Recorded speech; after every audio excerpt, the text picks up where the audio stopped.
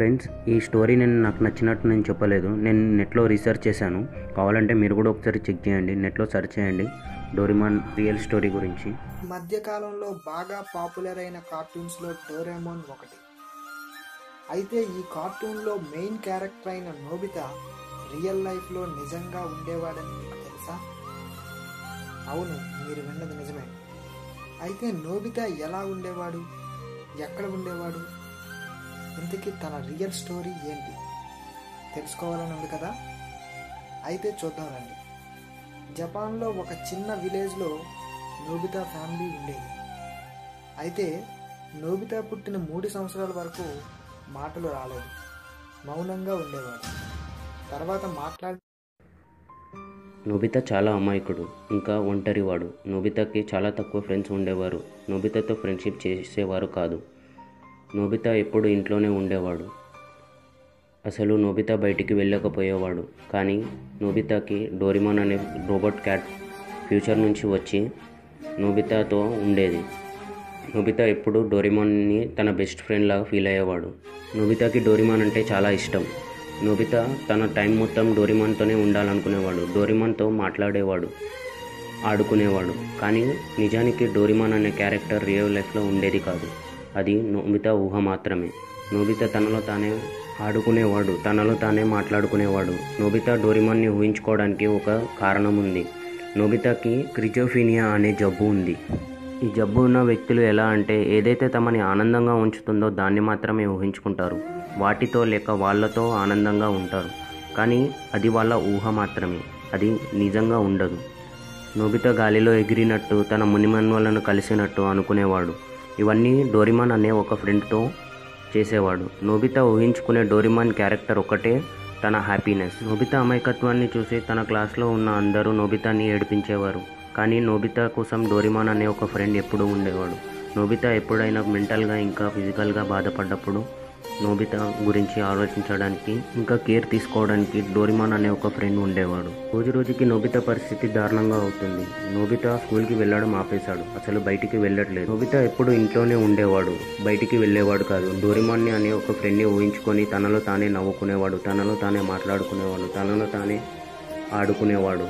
ఇవన్నీ చూసిన వాళ్ళ డాడీ నోబితాని హాస్పిటల్కి తీసుకొని వెళ్ళాలనుకున్నాడు. కొన్ని డేస్ అప్పుడు డాక్టర్, నువ్వు నీలో ఎందుకు మాట్లాడుకుంటావు అని నోబితాని అడుగుతాడు.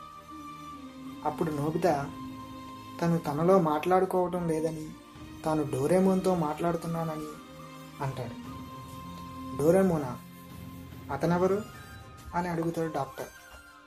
అప్పుడు నోబితా ఇలా అంటాడు, డోరేమోన్ నా బెస్ట్ ఫ్రెండ్, నేనెప్పుడు డోరేమోన్తోనే ఆడుకుంటాను అని చెప్పి తను గీసుకున్న డోరేమోన్ బొమ్మని డాక్టర్కి చూపిస్తాడు.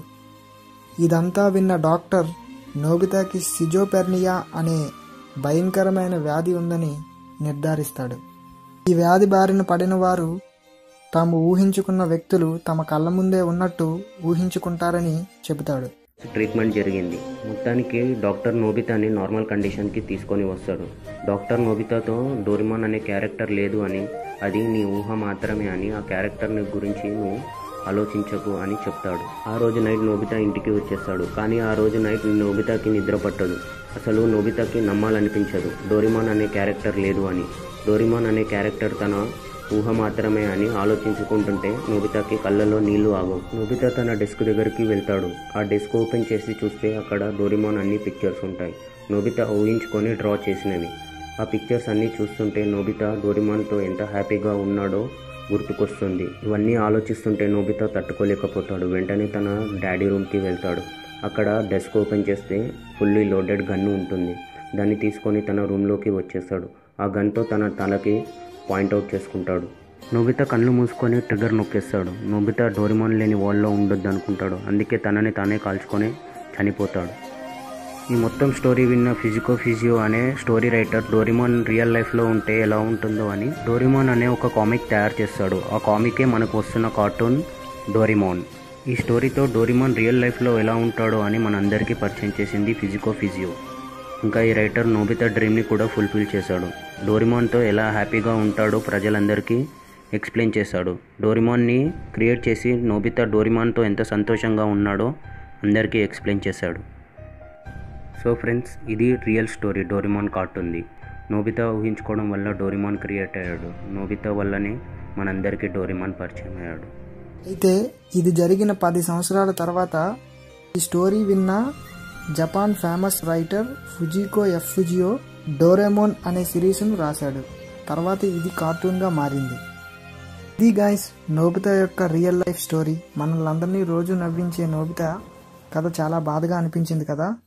ఇలాంటి మరిన్ని ఆసక్తికర విషయాల కోసం మా ఛానల్ని సబ్స్క్రైబ్ చేయండి, లైక్ చేయండి. Thank you so much guys.